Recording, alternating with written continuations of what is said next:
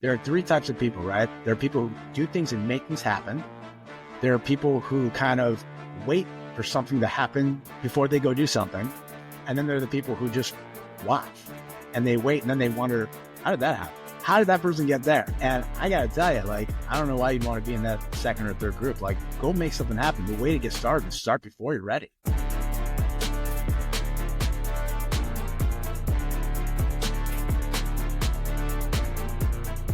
Welcome back to the show, Schmoozers. I am David Cobby, and you are listening to another amazing episode of Schmoozing Time, the only podcast in the world inspiring proud Jews to leverage their personal brands. Before we get into the episode, make sure you're following the show on whatever platform you're listening to this episode on. This ensures that you'll never miss another episode. It's really one thing to create a meaningful life for yourself, but it's another to do the same thing for your employees.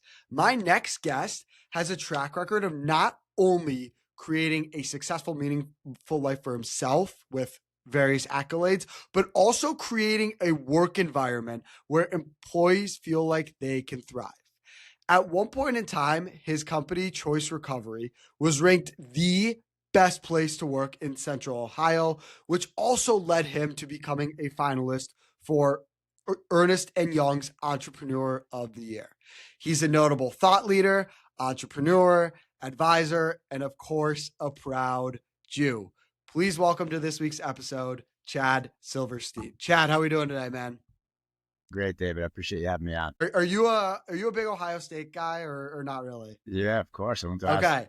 And big Buckeye fan. Okay, so I was gonna say the timing of this episode could not be less poor just because of last night. I don't know if you watched the Ohio State Maryland game, but Ohio State won at the last second, and I could definitely, as a big Maryland basketball fan, I don't know how I feel about giving a platform to somebody that's an Ohio State fan today. So just be careful what you say on the show. The good news is I wrestled at Ohio State my first year, and I'm a big wrestling fan. So wrestling was always in conflict with basketball. So we always had a little rivalry in high school with the basketball players and the wrestlers. So I'm not a huge basketball fan, but if it's Buckeyes and they won, I'm happy. Yeah, exactly. So Chad, I know that intro, I mean, it doesn't even do justice to really who you are as a person and why you came on this podcast. So I feel like to start things off, tell us about yourself. If you could give yourself a 2 to 3 minute intro and how you ultimately ended up on the show today. Sure. So I'm from Cleveland, Ohio, and I went to Ohio State. And I started my first business during my senior year while going to college. I got an opportunity after a summer job with a company in Cleveland at a collection agency. I was on the phones just helping them out for the summer. And I actually told the story the other night. I just found out who made the most calls in the office, and I figured I'll make more calls than that person. And apparently that made quite an impact on the CEO at the time. And long story short, when I went back my senior year, the day before I left to go back to start school, he offered me an opportunity to work for him in Columbus. And so that led to just a journey that I never saw coming, because I obviously didn't wake up one day and say, I want to work at a collection agency. And he taught me in one day how to make a sales call. And as you know, in business, you got nothing without sales. And so I just had the gift of gab, and I literally went back to school. I took classes at 9:30, 10:30, 11:30. I came home, put on a suit, and I went door to door. And I started knocking on as many doctors and dental offices that I could possibly find. And with no money up front, no contracts, I just asked them to use my company. We'll be nice to your patients. We're really good. We're out of Cleveland. And in about 6 months, I had about 100 clients. And so that kind of set off, the idea that my degree in college wasn't going to do me much, but my success in being able to sell was going to do a lot. And when I graduated, he offered me the opportunity to start my company in Columbus, and he was my first mentor, and it was an incredible opportunity. I grew the company from there, and along the way, with absolutely not much of a background in Judaism, I started searching for the truth. I started, kind of seeking out, there's got to be more than just making a paycheck. And in 2010, I hired a leadership coach from a company called Built to Lead. And his first question is, why are you here? And I said, what do you mean, why am I here? Here, like talking to you, or like here existing? And he looked at me and he said, yes. So I didn't know what he was talking about, but he was wondering if I knew why I was here, if I had purpose in life. And it jolted me. I have twin boys, and I remember saying to my wife at the time, I'm not gonna be able to answer one question if they asked me anything about Judaism. It just wasn't part of my life. At this point, I literally had no connection. I had no Jewish friends, and I had no Jewish affiliation with anything. I stopped going to Cleveland for the holidays, and I was completely disconnected the furthest way you can go. And at the time, I had a very close friend who was my wrestling coach in high school, and we stayed in touch. And he always used to say to me, you know what the Torah says about that? And I'm like, no, what's the Torah say about that? And, I didn't even know what he was talking about. And he asked me one day if I wanted to learn. And so, I didn't know what that meant either. But before he would shut down for Shabbat on Fridays, we would get on the phone and we'd start learning. And I fell in love. I just fell in love. Everything I learned, it was so great because it just aligned with everything that I was already doing, whether it be personal, professional development, character ethics, you name it. And it just aligned. And I just, when I'm into something, I don't know how to go slow. So I went all in, and I learned very quickly that with Yiddishkeit, you can't really do that. It doesn't work really well. So the rabbis that I became really close with were very sharp and very smart, and they knew to hold me back and never push me. And, I guess coming from a non-religious background, it worked really well. I got to do whatever I wanted. I didn't have to do anything. And so it's very different from someone who's raised religious. And so I slowly started on that journey, and then I integrated that into a way of living, a way of running my business, and a way of just being. And thank God today I'm an observant Jew. I'm proud of it, and it impacts every piece of my life, every person in my life, what I stand for, what I believe, and more importantly, who I answer to. I have a Unbelievable. very clear picture of how I got here and where I'm going and who holds me accountable. So, Chad, I think somebody listening to the story might be like, why did Chad change so quickly? And when I'm looking at the story as an outsider looking in, and I'm pretending like I don't know anything about Judaism, the thing that I'm thinking to myself is, why did Chad become so radical so quickly? Like, you went from, like you said, not knowing what the Torah was, which I would argue, I would hope that at least 99% of Jews know what the Torah is, but you didn't really know what the Torah was, to now becoming an Orthodox Jew, learning, wearing a kippah, all this stuff. So as an outsider looking in, you made this radical change. Why did you go so extreme so quickly? Great question. So in every area of my life, when I'm into something, I go all in. I don't really know how to go slow. Ironically, my path in Judaism is the exact opposite. It was so slow that I had people in my life questioning, what I was doing and why I was doing it. I'll give you an example. So when I first started asking those questions, I was talking to someone once a week on a Thursday noon, just for an hour to read a book. And I did that for 2 years, and I didn't do anything else. So I was really going very slow. I had no desire to be observant. I had no desire to do anything. I was searching for a spiritual path of just a connection and really answering the big questions in life. I mean, the first 2 questions I asked a rabbi were, what's Shema? Who's Moses? I mean, I really was starting at the basic foundation of what is it that Jews believe? And I just didn't know. I was curious. And as I started learning and asking those questions, and I started to align my life with it, it just felt right. And because I wasn't forced to do anything, I never was turned off. But it actually was very slow. I mean, 2 years of going in once a week, I remember when I bought my tefillin, it took me months to even put it on. And I remember because I thought to myself, if I put these things, I'm not going to have a day where I don't put them on. And I wasn't ready for it. So I didn't do it, and things like keeping kosher, things like Shabbat, you're talking years after I even started taking an interest. In fact, I remember one of my very close friends, he said to me, I don't understand why you love this whole Judaism path so much. You've never even done a Shabbat before. You have no clue how great it really is. And he's like, man, if you love it now, just wait until you taste Shabbat. And when I started playing with Shabbos, as you know, like, I slowly started going into it. I stopped looking at my phone on Friday nights. I then extended that to a Saturday afternoon. And then, but it took me years. And it's talk to anyone in the cure movement, teaching people, guiding people. And they say that a Baal Tshuva, someone who's not religious from an early age, the biggest mistake they can make is going radical and going in too soon. And they usually leave path. And thank God I never had that problem. I always went really slow. I only did what I was feeling comfortable doing. And I just took the things that were more meaningful to me. And I didn't worry about everything else. And the next thing I know, I look back and I'm like, whoa, I have taken on a lot, but it actually was never too quick. I never jolted myself, although it did have an impact on my life and the people in my life. That those things all did radically change over time because my life changed. Right. And as somebody that I think Chad and I maybe have a completely different Jewish background, right? For those of you that have listened to previous episodes, I grew up mono-Orthodox for 18 years, still keep kosher, keep Shabbat to a degree, not the Shomer Shabbat aspect of it where I don't go on my phone or whatever, but I still celebrate Shabbat, and it's a very meaningful part of my life. And eventually that's something that I want to get towards again.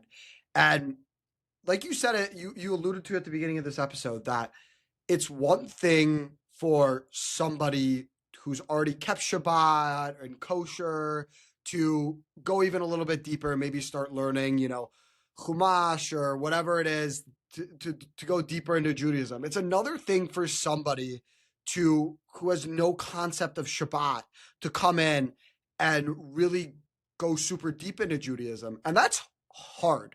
I mean, I feel like you're doing a good job of masking it by saying it was meaningful. And it is a very meaningful thing. Like Shabbat, to fill in all these things in Judaism are so, so meaningful. But there had to be some sort of hardship there, right? This doesn't just happen and kumbaya, everything's good and beautiful, done. You're a religious Jew, end of the story. Like keeping Shabbat, very hard. Keeping kosher, very hard. Putting on tefillin every day, very hard. So of that entire process, and I mean, let's be real here, Judaism is a ever evolving process of you getting closer and closer with God each day. But of that process of where you really started to become more religious, what was the hardest part of that? Man, I mean, you hit it on the head. It was really hard. And I don't mask it. I don't, because my whole life changed. And it happened slowly and gradually because of the path that I took. And because I didn't just jump in and start keeping kosher, I didn't just jump in and start keeping Shabbat. I slowly leaned into it to my comfort level. And because I wasn't raised that way, it was easier for me, actually, because I didn't have the pressure of that I'm supposed to be doing this. I didn't have anyone saying that. In fact, I think just because of my secular background and my friends and the community that I was in, which was not the Jewish community at the time, and even my network of entrepreneurs, nobody was really religious. Although the non-Jews are very religious, they have it in their life. It's different. It's very different. But let me tell you something. Changing the groups of friends that I was hanging around, not going to Vegas anymore, stop gambling. It was hard stuff, man. Like my relationships changed big time. And, I think that happens to people just in general when they graduate from college and they start their professional careers. They become friends with the people they work with. But I got jolted many, many, many times. And in 2017, I went through a divorce. I married someone who was not Jewish. And it was very difficult, very difficult. Mm-hmm. And I think embracing pain and suffering has been sort of a principle of mine, because life is hard. And you're right. Being Jewish and being observant and knowing who you serve and wanting to do the right thing that you believe in. And for me, that's going to shul 3 times a day, praying, putting on that tefillin, observing Shabbat. Well, here's what I learned about the whole experience. Torah is an incredible tool for people because it's a guide. And as hard as it was when I was going through everything, and it was just such a hard thing for me to put my phone away, I was addicted to it. I mean, I have a very addicted personality, and I'm addicted to my phone. And the thought of giving that up it was so hard. But now it's the biggest blessing in my life. I can't imagine not getting that 25 hours a week break. And I always joke around with people because if you don't go dark, at least for a day like that, then you've literally signed yourself up for a lifetime subscription of being distracted 24/7 every day. And if you can't get away from that for at least a day, a week, what you have to question, what does that say? What does it say about the control that technology has on you? And I think I realized, and again, simultaneously with work and my professional career and my quest for personal and professional development, when you look at what influences us, back in the day, faith and family was your biggest influence. Today, it's not even in the top 10. Social media and the people you hang around on. And that scares me. It scares me for my kids. It scares me for myself. And I want to be my own biggest influence. I don't want to be influenced by social media. I don't want to be influenced by a group of people outside of myself. So I'm looking inward. I'm doing the hard work on what I believe. And then I'm working really hard on closing those integrity gaps and making sure that I'm living in a way that's aligned with what I believe. And I have a couple of truth tellers in my life that will call me out. They'll hit me with some of those blind spots. And I'm good at kicking my own butt and seeing that, I believe this, but I'm doing that. And, you can only deal with enough cognitive dissonance where you're living a double life in sort of a way in your brain versus what you're living. And I always say you got two choices. You can either change what you believe, right? Which is easy to do. I can rationalize it, change what I believe, and it's not that big of a deal. Or I can change my behavior. And that is brutally hard when you have to change your behavior, because if you change your behavior, it changes everything. And so I've done those a lot, and it shifts the path. But I will say that when I look back, they were all good shifts. As hard as it was, there's a light at the end of the tunnel that you kind of free yourself. I free myself from technology once a week. I free myself from feeling like I have FOMO, missing out on something else. And I got to tell you, man, when I shut down on Friday night and I get to be with my wife and I'm with my kids and I'm with community and I have a relationship with God, I have to tell you, man, I love it. I absolutely love it. I know there's more than life than a rat race of making money. And I spend all day during the week doing that. And I need a break from that. God, that is, I think that really resonates with me. And I hope it resonates with all the listeners too. One thing that like really, really struck me was when you were talking about influence and how, again, we're being a little hypocritical here because we're doing this podcast to influence other people through social media. But when you really take a step back, we're all addicted to our phones. There's like, I don't know anybody that's not addicted to their phone. The ability to communicate with somebody 24/7 is addicting. And one of the things that I actually wrote about in my college essay was this exact idea of taking a break and 25 hours you don't touch your phone, you're with your family, you eat really good food. It's for right now, for me, it's such a struggle. It is really, really hard for me to revert to my old ways of when I was younger and I didn't have a lot on my plate. Doing Shabbat, it was so easy because thank God every week I had a Shabbat dinner. I would go to shul, I would come back, I'd have lunch, I'd hang out with my friends and family, and then boom, Shabbat would be over. It was the easiest thing in the world. Now it's so hard because I have a podcast and I have a job and I have a life outside of both of those things. So for somebody like me, Chad, what step do we need to take? There are a lot of people out there like me that want to live a more meaningful life. And for Jewish people, I think experiencing Shabbat, number one, hands down, the best way that you can experience a more meaningful life in the scope of Judaism. So for somebody like me, what step do I need to take in order to get to that place again without actually sacrificing progress that I'm making in my job and my podcast? Yeah. So here's the way I look at that.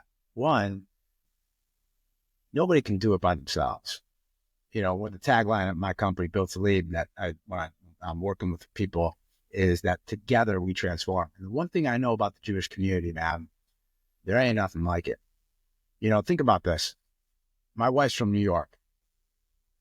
You have a health scare in New York, in Brooklyn, in 60 seconds. That's all is at your house. The ambulance, Jewish ambulance that they have made up themselves outside of the city. Mm-hmm. 60 seconds they're at your house. There are people who have died calling 911, waiting for them to come. Where you put yourself, who you surround yourself. You know, you'll hear the cliche, oh, you're the average of the 5 people to hang around. There's truth to it, but it's on a deeper level. And if you don't have community, you don't have anything.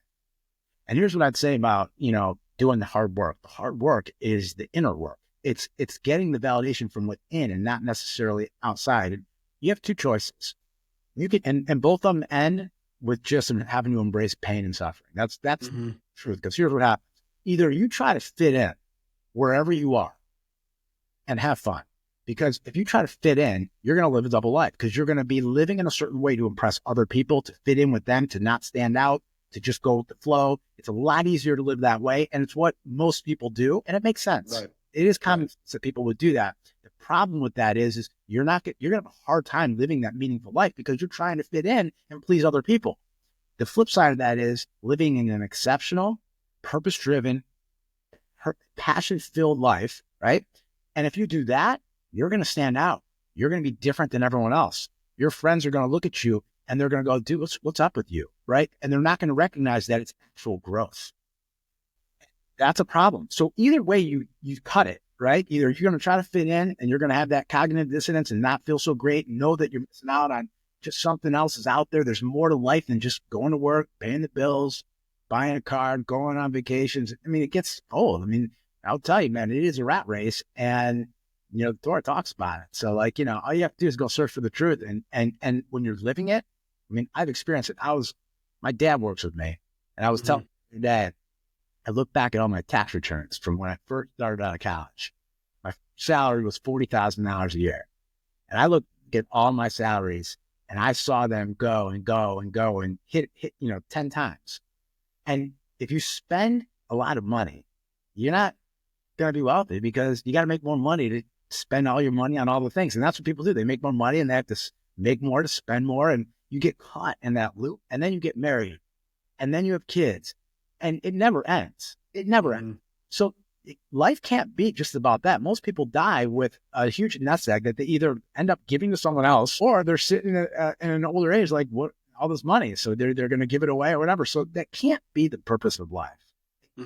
Be the purpose of life. There has to be something more. You said so much there that I want to go into more, but the one that I will highlight is you talked about taking things for granted and how Judaism isn't a linear path. And I think one of the things for me is during college, where I made the conscious choice, like, okay, I'm not going to keep Shabbat anymore. Really, that's like when I was like so set on not keeping Shabbat. I realized how much I actually really liked Shabbat, and it made me really appreciate what I had back home in Minnesota. And again, that's something I eventually want to get towards.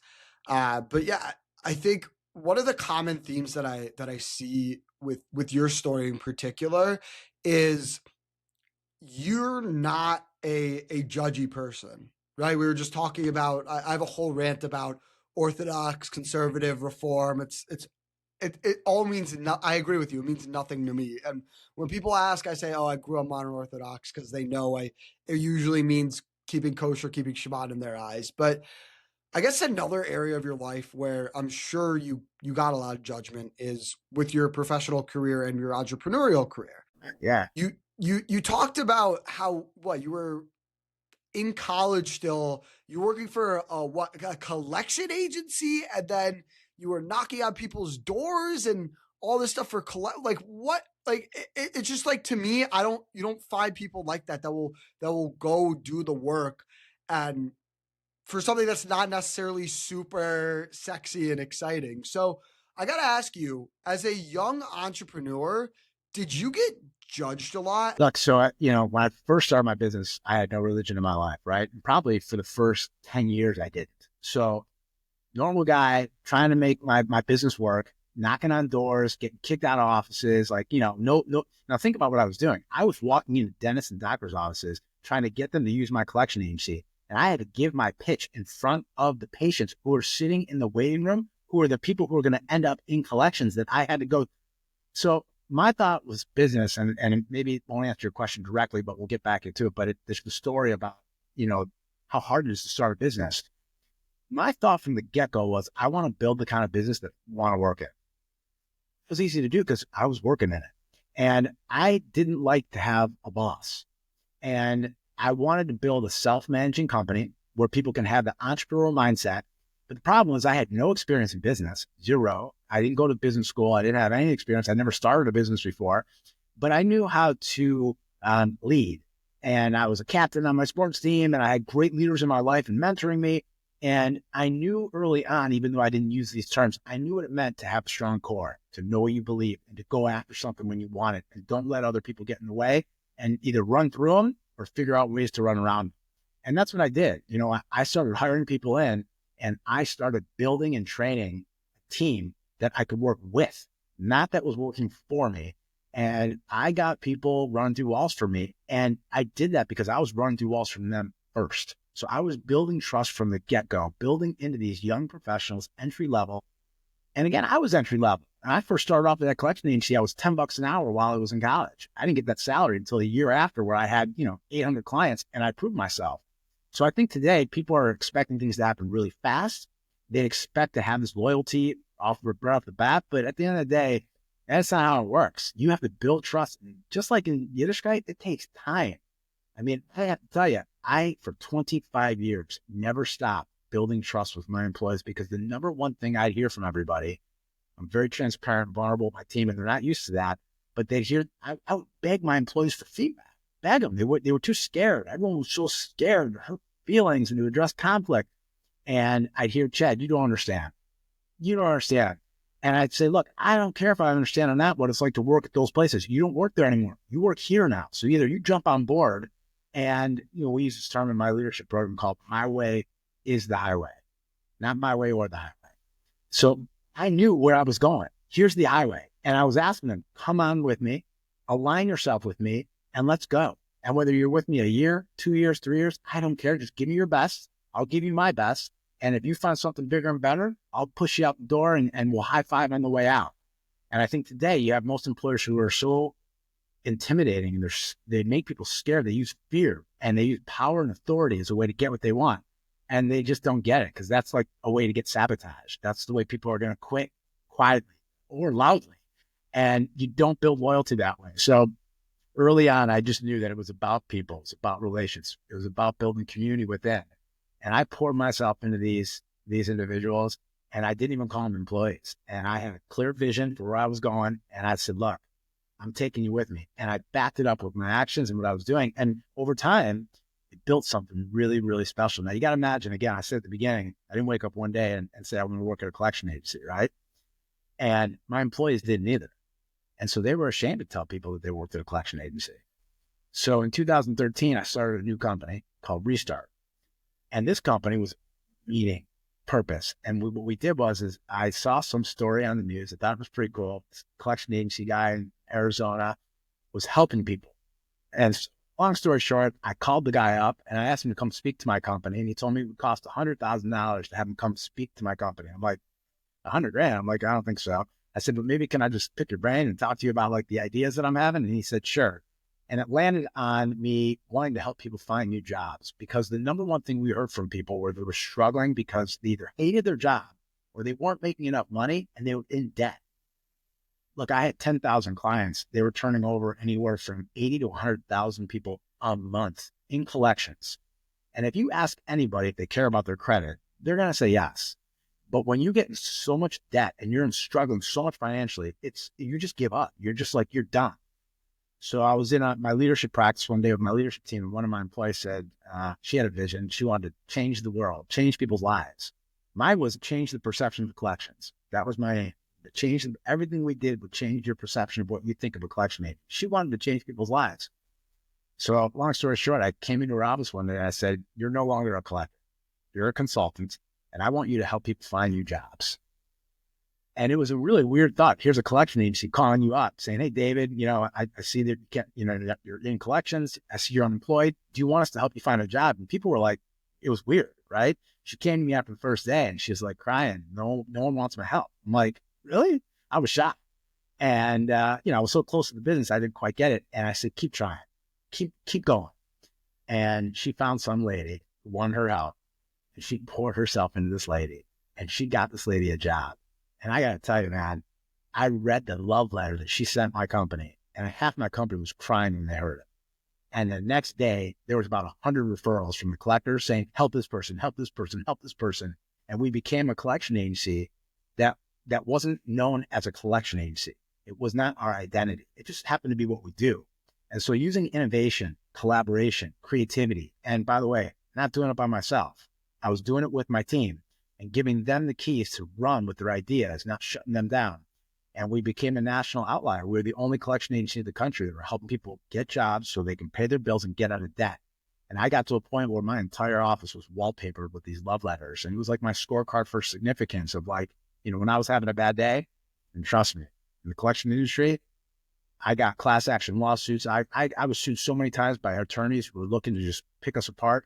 And I walked in my office every day and got to see like why I was in this business and what I was doing. I was building this team around me, and we were making an impact in people's lives. So I don't really care what people are doing. People don't think they can do what they love and make money. I always hear people say that about like music. You certainly can. You certainly can. You could be in businesses that in the music industry, and you can figure out ways to find what you love and do your unique ability, even at a job or a company that isn't so great or not so sexy. What you can't do is you can't find a bad leader and love working for them. I didn't really fully understand the scope of the aspect of you helping out people that were in debt find jobs. Like for you as a listener, let me just summarize what he just said. So he works at he builds a collection agency which collects debt from people that are in debt. He benefits off that, right? Because he's a third party. He's trying to get party A the money. Party A hires him to go get the money. Okay. Chad, for all you know, like he could have been like, you know what? I'm collecting my debt, collecting my paycheck, go about my life, have a great life, have a lot of money. But it wasn't enough. He flipped it upside down and said, oh, I'm going to help these people find jobs. Like that to me is just unbelievable how you came up with the concept of these are people in need that we're benefiting off of. Why don't we help them get out of this rut that we're in so that collection agencies like mine don't need to exist anymore? Like, let's be real. It's just like, it's a crazy concept. People question that, like, why are you doing that? Right? But ironically, the exact opposite happened, right? So we have people, the best marketing is when other people are telling your story. Well, we were helping people get jobs and change their lives. They were telling their story. I no longer had to do that. So everyone was picking that up. Every client wanted to do business with us, but here's an interesting route to the idea. It came because I was in a leadership practice where I was popping out my vision, changed the perception of collections. And one of my employees had the courage to challenge me and go, well, how are we doing that? And I remember exactly what I said. I said, we're nice to people. We're nice. We're going to be nice. We're not going to be the mean people that people think, because there's a stereotype of collection agencies. And I remember another employee said, that's not enough. Every collection agency nowadays has to be nice because they're all getting sued. What are we doing that actually is going to change people's perceptions? And that made me go back to the drawing board and create a new vision. And that's how Restart kind of was born. And I did it with these other individuals in the brainstorming. And then I remember when I came up with the idea of like how I wanted to do it, it just felt right. And that's what I love about being an entrepreneur is that like you have an idea, you can go do it. And you have to have the courage to go do it. And you got to know that 9 out of 10 startups fail. But when you have the right purpose behind it and you include the higher power within that scenario, because I know I knew nothing about helping people get jobs and I knew nothing about starting another business inside my business. And I'll tell you what, when COVID hit, I had to send my entire call center home. So we had a call center, 100 employees, send them home. And I remember I was burnt out. I was burnt out from being an entrepreneur. I was burnt out from running the company. We had broken through ceilings and it became a lot. And I'm a visionary. I'm not an operator. So like I lost a little bit of control. So I hired someone in to come run my company. And I went home when COVID hit, and I remember thinking, one, I'm never going back to that office, which is great because I was an office guy. And and then I realized you can work with anyone around the world, which is incredible now. And I found a guy, his name's Jacob. He's a software developer. And I spent day and night, at least 15 to 18 hours a day, building an online career development app, a multi-user app for career advisors, job seekers, and employers so that we can help people find new jobs and do it the right way. Because I realized interviewing thousands of people, no one knows how to get a job. And if they just knew how instead of Googling how to do it, and I wanted to help young professionals, and I was really passionate about helping the Jewish community because I knew so many people in the Jewish community are struggling, and the lifestyle of an observant Jew is not easy when your employer's not so keen on you taking off early for Shabbat, or because the holiday's coming off and you need to take off for a few days. So I wanted to help, religious Jews get an edge and have a little bit more. And it was ironic. I got a lot of resistance from people in the Jewish community about wanting them to I wanted to give my app away and give it to people. And I was going to companies and saying, look, my company, Choice Recovery, has this really cool platform where we help people get jobs. And ironically, it's changed our business. Your business, you're a nonprofit, you care about people are paying you. Don't you care about having them be happy in employment? So I let other companies take Restart, put a stamp on their company as a sponsor, and I gave them access to the app that I built, and then they could refer their customers, and I white labeled it for them so they can say, hey, I work for XY company. We help people get jobs. So then Choice Recovery was doing it. Another company was doing it. This nonprofit was doing it. Our Columbus Cola was offering it to people, and it was really cool. And we got to change. I mean, there were thousands of people's lives changed. And I realized I don't want to be in startup world anymore. I ended up selling that company to one of my clients who fell in love with it so that I could do more of my true passion, which is leadership coaching and working one-on-one with individuals, and also helping teens and kids in college. And I think a lot of people can't afford to have leadership coaches, and I think I just want to extend that reach and that leverage to more people. But yeah, it was a crazy journey, and it was hard. It was hard. I mean, just having to explain what we're doing and how we're doing it. A collection agency calling people up and helping people get jobs. People thought we were a scam. They were questioning the integrity of it. But when you have people who are experiencing the results of that, you can't fake that. It's real. I was just gonna say, through my job search, and I had, I think, 3 or 4 internships throughout college, and then obviously I have a job now. But I think that could have been a useful tool for me while I was in college, and it probably still will be a tool that I would be able to utilize now in my young career.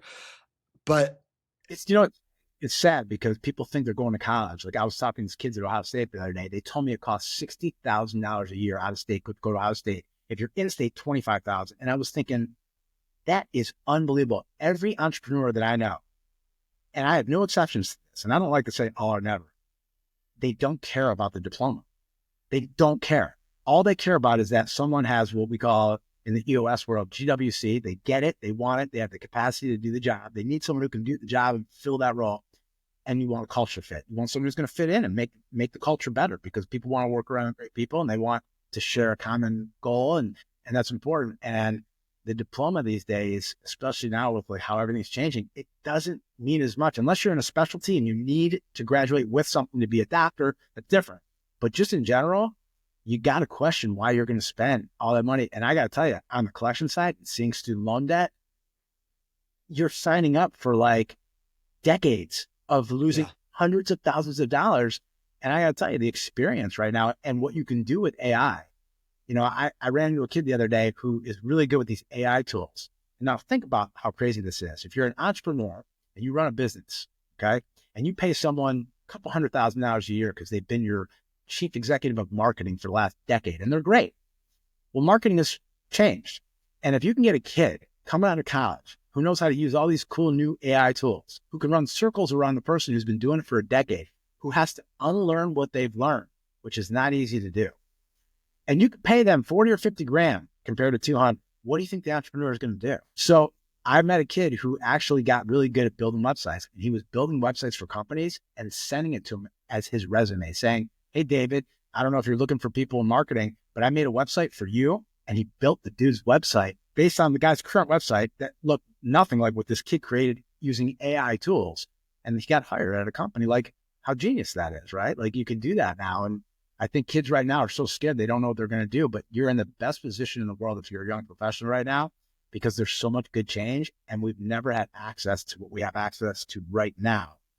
And you got to tap into that. I think change is really hard for people. The storm is coming and the acute pain is coming for a lot of people who are going to have to pivot and shift. And I didn't quite understand why they're not opening their eyes to see it, but it's happening and it's already here. And I hear people say it's coming. And I'm like, no, it's already here. Yeah. Yeah. Crazy. I was just gonna say with college and AI, I was listening to a webinar the other day, and they were basically saying how kids are no longer going, like, writing an essay is no longer going to be a good skill to have. Why? Plug it into Chat GPT, does it 10 times better for you, right? There's all these like little skills that like you're not going to need. And in the scope of leadership, which is a big part of who you are and your mission and your passion, we talk about all these leader skills, right? Being a good communicator, being hardworking, caring. There's all these different skills. So, as a seasoned entrepreneur, as somebody that's passionate about leadership, how do you think the typical leadership skills that people look for in a leader will change with the emergence of AI? But one thing that won't change is the number one skill, building your own emotional intelligence, your self-awareness, and your communication skills. That's not changing. It's only going to get stronger. And unfortunately, for most of the college kids right now, they're moving away from that. And they're so worried and scared that they're not going to be able to do certain things with AI or their job. But if you can build a relationship and speak to people and communicate, and my leadership program, we talk about being clear, concise, and direct, always with respect, and being able to just communicate your ideas. You can never be too clear. And I think people are trying to be someone that they're not. They're trying to impress other people because they think that's what they want to hear.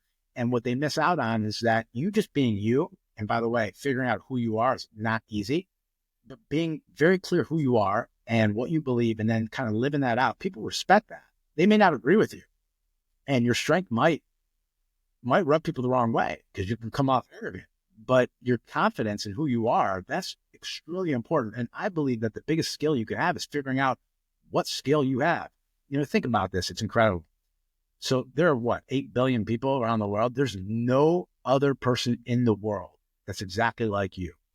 No person looks exactly like you, and no person has the gifts that God gave you. And so your job, I believe one of our purposes in this life, is to figure out how to maximize the gifts that you've been given. And if you can't do that, that's a problem, because you end up doing and trying to do things that you have not been given, and have fun. See how that works out for you. There's a Rabbi Tatz. He does an exercise. That's one of my favorites. He draw a circle, put all the things that you're really good at inside the circle. Ironically, most people are better putting things that are outside the circle, things that they're not good at, which is a great place to start if you're trying to figure it out, because at least I don't like to do this. I don't like to do that. But whatever you put in that circle that you've been given as a gift, or that you enjoy, that you love, your job is to maximize that and do that, because that's the gift you've been given. And I always have everybody tell me, all the rabbis will tell me that one day when we meet our Creator, we'll be shown what we could have become if we would have used the gifts that we were being given. I don't want to have that regret. I want to live that out now, because now's the time that you and I, as young professionals, when we look back, when we're older, we're going to wish that we had this time back. So if you're in your prime right now, in your 20s and 30s and 40s, now's the time to figure it out. Who are you and what do you believe in? What are your best skills? And just become great at working on those. And I think on top of that, whatever those are, everyone needs to work on their communication skills. Everyone needs to work on, the ability to connect with people. And I think right now, with as many free personal and professional assessment tools that are out there, I gobble those up, because the more you can understand about yourself, the more you'll be able to communicate to other people who you are, so that you're not throwing out mixed messages, and they know who they're getting when they talk to you. And it only comes when you know who you are. And that takes hard work. And most people don't want to do that hard work because they're distracted by, like, you get some alone time. What do? You pick up your phone. You look at other people's lives. You look and see what other people are doing. You're trying to get that connection through, but you've got to find time to be on your own. It's one of the things I love about davening is that you get that opportunity to kind of just take some time and just pray and ask for things that you want and thank a higher power for like the things that you have. And it's an important thing to do. Otherwise you get caught in that race of not doing it. And the next thing you know, you look back and years have gone by and it goes that fast. It really is. You talk a lot about seeing other people's lives and this idea of it's one thing to know what you are good at, but it's another thing to communicate that to other people. And that's really where I think personal branding comes into play when you're talking about how you tell your own story on social media or even in person. I think a lot of people are confused by this idea of branding. It's a little bit confusing because you're not really putting a logo onto yourself necessarily. Sure, if you have a company, you are, but it's really like, who are you and what are you doing and how are you communicating that to other people? And one of the things that I've picked up on recently that I'm actively doing is you should create more content than you consume. Because if you're stuck in the rut that you were talking about of sitting on your phone, watching other people do the thing that you've always wanted to do, not only are you going to feel like crappy about yourself, but also you're going to eventually, that gap between you and that person is going to be ginormous. So as someone that's an entrepreneur now, and you've done, I mean, let's be real, like you were collection agency, now you're working in leadership and you have all these great qualities and amazing connections. But from a personal branding perspective, from somebody that comes from such a diverse background, so to speak, how do you communicate that out to other people? Well, again, one of the things is you have other people tell it for you. And the only way you can do that is by delivering something of value. And you can watch yourself all day long. But I believe that if you're not making other people's lives better, then you're wasting your life, period. And if you're making other people's lives better, it's hard not to do well. It's hard not to be successful. People want to be better. People want to be a high performer. And if you can help them, if you have something, a tool, a service, whatever it is, here's what I say. Give it to them for free. Earn it. If you're so good at what you do, I hate these companies that charge you and there's no money back and you have to give them all the money up front. I don't do that. Like me, download my app for free. Go taste it. You want to meet with me? I'll give you a free test of it. I don't want you paying for anything unless you know and believe that it's going to be valuable. It may not always be a good fit, right? But I'm going to determine up front, and you're going to know real quick if you want to work with me or not. And my promise is that I'm going to make whatever we do better. And selfishly, I say in our tagline, together we transform. I'm only working with people that I want to make me better. So it's not just a one-way street here. And I think that when you have that type of a collaboration, you build something that's more than just a transactional relationship. So the answer is you got to deliver value, period. And if you're not testing that out, giving it away for free, creating the content, like you said, and just give away what you're good at. There are people, if you're really good at it, if they need it or they want it and you're good at it, they'll come get it.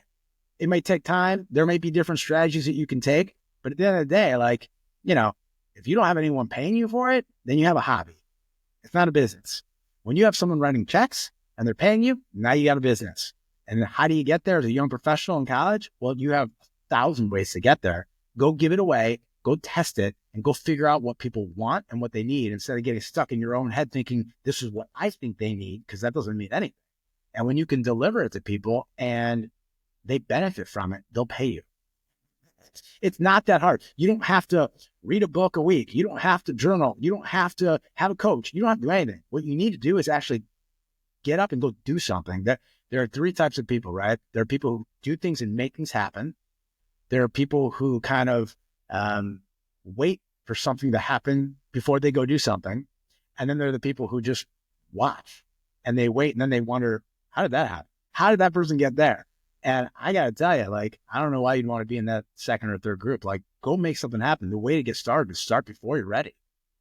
Your rejection in business, I heard the other day, it's really cool. Your rejection is your redirection. When I first started selling, I was getting literally hammered out of doctor's offices. I remember calling my dad the first day going, I don't even know where these doctor's offices are. And no soliciting, get out of here. I'm like, I'm not selling you anything. Like, and you got to put your tail between your legs and you got to humble yourself, but you got to keep going and you got to keep going. You got to just take that rejection and just, again, if you can't sell, you're going to have a real hard time building a business because everything is on sales. Your salespeople should be making the most money. And hopefully if you're a good salesperson, then you need to model the way and show people how to do it. And then they'll follow, they'll do it. I was a rogue salesperson. I did things very out of the ordinary and it was hard to train people, but I gave them the freedom and flexibility and what I did have, my experience and my knowledge, and I let them figure it out their way. As a leader and as an entrepreneur, you set the expectations, you have clear measurements, and if you hold people accountable, then you'll build a great team. If you're weak and have a weak core and you don't like to address conflict, you'll have people that are hanging around for a long time and everyone else in the team is like, what is taking him so long to get rid of this person? And everybody knows it. And then you cut the person and it's way too late. You've wasted all this money and people are like, man, what took you so long? And it's really success falls and rises on leadership. Rises and falls on leadership is at the core of everything in a company. Where you go, your company goes. Where you go, your team goes. And if you don't have a clear vision and you're not holding your team accountable, you don't set clear expectations, you're in for a world of hurt. I love listening to the way that you think out loud about my questions because the way that answer that you just gave me, it's like I asked you the question about personal branding and then you took it to the next level about adding value and then also the entrepreneur, like absolutely phenomenal, Chad. Just to again stress this, like this conversation alone, the fact that you spent an hour talking to me has been a tremendous help. And I can tell you, like, I already have more clarity in my direction and in terms of what I want to do just from this conversation. So it means a lot to me that this is kind of your mission and retroactively, yeah, you're helping me with my podcast also because on being a guest, but also personally, I think I've learned a tremendous amount from you just from this conversation. Is that now you and I have a relationship. Exactly. Which means you can tag me whenever you want. And if you're struggling with something, you can call me up and I'll talk to you about whatever you want to talk about. And if it's business related, great. But if it's Yiddishkeit related, even better. And that's how we grow together, right? It's exactly. Making connections and it's being there for people. And it's a two-way street. So just know that door's always open for you. I really, really appreciate that. And anything that I could do to help connections with my past guests, like as we started talking, like 5 people popped in my head. I'm like, oh my gosh, this person would like that. This person would like that. This person needs to listen to Chad. So I'm going to do that too. I know that help might not be as much as what you're offering me and what you've already done for me, but I'm happy to help out as well. But you don't know, man, one person who sees this, our interview, and it touches them in some sort of way. You don't know, it's funny how things happen and how God has like a plan. We say, we plan, he laughs. But like someone could download my app and a year from now, 2 years from now, I talk to them and I'm like, how do you find us? And like, I saw some clip on the internet, this guy, David, you don't know. Weirder things have happened, crazier things have happened. And, who are we to question anything? Like, there's a plan out there and we're destined to do certain things and we don't understand or see or know how it works. But you don't really have to. And that's one thing I've learned is I don't have to have all the answers. I don't have to have all the answers. We know very little. In fact, we don't even know how much we don't know. Absolutely. So, Chad, before we get off the call, where can people find you on social media? Where can people find your app, most importantly? So they go to built-to-lead.community. And if you go to the App Store on iOS or Android, just download the Built to Lead app. It's free. Just log in. And I'm still developing it. I have not even started to sell this thing yet. I mean, I worked on it all last year. I poured all of my experience and knowledge into this app. And the cool thing about Built to Lead is there's other Built to Lead builders. And the guy who coached me, Chad Scott, who's the founder, wrote a book called Becoming Built to Lead. So just a real quick, how this works. You come into our community, you get all of our content. We post something once a day that's like a leadership insight that just will steer you. That's our goal. And if you upgrade for $100 for the year, so we made it really cheap, you get a digital and audio copy of his book. His book is 365 daily disciplines to master the art of living. And, between him and I, we have over 50 years of experience of running companies, building up individuals, working with teams. Right now, he actually has 9 teams at Ohio State. I was at Ohio State this week. We work with the Ohio State wrestling team, the girls and men's lacrosse team, the girls soccer team, the men's golf team, the women's and men's volleyball team. And I mean, it's incredible. So they're all doing Build to Lead. And we go there once a week. We practice like a sports team, and it's leadership training. So I took all of our stuff, my experience with my company, I put it into this app, and I did 365 videos that complement all of Chet Scott's daily disciplines so that you can go through this book with me digitally. And then you can connect with me in the app. So we made it really stupid and inexpensive, but an opportunity to taste what people are doing for $5,000 a month. And then I'm going to start incorporating live practices where they can jump on and we can do what we do at Ohio State and what I was doing at my company. So it's really cool. I'm just developing it. I'm just kind of getting it out there. And so anybody wants to download it and check it out, again, it doesn't cost anything, and you can connect with us and learn all about it. And I believe in it. I believe that people need help. You can't do it by yourself. So that, you can pull up my YouTube channel and my LinkedIn. I share all my content for free. I just throw it out there, Leadership Insights. And that's how I'm going to use it as a kind of a grassroots, organic way of just trying to grow the community. And, I'm not focused on the money. I'm just focused on that impact, and hopefully people will come to it. They say if you build it, people will come. If I provide the value, I believe that it'll happen. So that's kind of what I'm doing now. I'm so glad you enjoyed this week's episode of Schmoozing Time. Thank you so much for tuning in.